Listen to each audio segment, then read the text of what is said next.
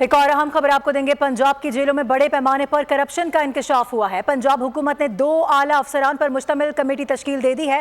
Committee جیلوں سے متعلق تفصیلی رپورٹ پیش کرے گی۔ محکمہ داخلہ پنجاب کی جانب سے جاری مراسلہ بول نیوز کو موصول ہوا ہے۔ جعفر بن یار ہمیں جوائن کر رہے ہیں، ان سے بات کریں گے۔ جعفر، کیا لکھا گیا اس مراسلے میں؟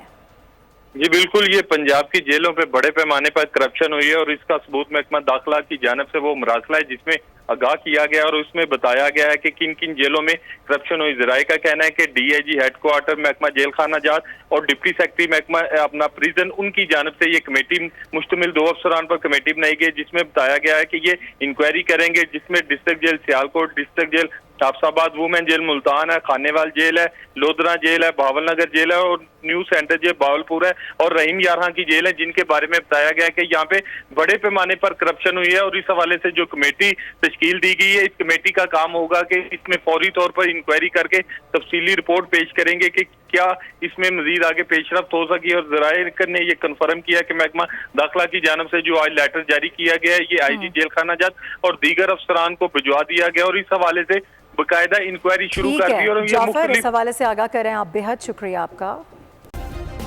سبسکرائب کریں اور بیل دبائیں تاکہ کوئی خبر رہ نہ جائے۔